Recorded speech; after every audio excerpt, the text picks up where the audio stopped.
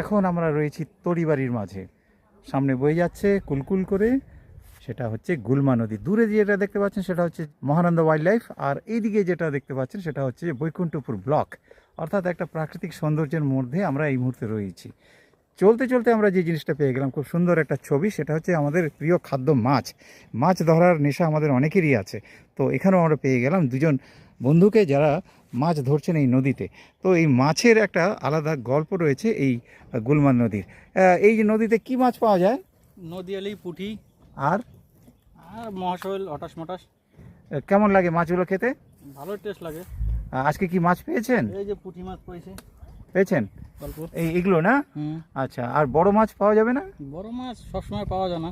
আচ্ছা, আপনি কোথায় থাকেন? এখানেই থাকেন? এই এদিকে। এদিকে থাকেন। রোজ ধরেন না মাঝে মাঝে ধরেন? না না, ছুটি আছে ওর জন্য আসছি। আচ্ছা আচ্ছা, কেমন লাগে মাছ ধরতে? মাছ ধরো তো আমাকে তো মজা লাগে পুরো।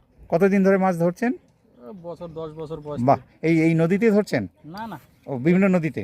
বিভিন্ন দূরে যা বিহার টিহার। আচ্ছা, আমরা দেখলাম শুনলাম একজন খুব মৎস্য যে ধরে, মৎস্য ধরিব খাইব সুখে, একটা সুন্দর শ্লোক আছে, কবিতা আছে, সেই ছবি আমরা পেয়ে গেলাম এই তরিবাড়িতে এসে। মিঠু দাস, তাই না? মিঠু দাস বিভিন্ন জায়গায় তিনি মাছ ধরতে যান এবং এখানেও তিনি আমাদের মাঝে পেয়ে গেলেন। সঙ্গে থাকুন, দেখতে থাকুন চলার পথে অরুণ কুমারের সাথেই।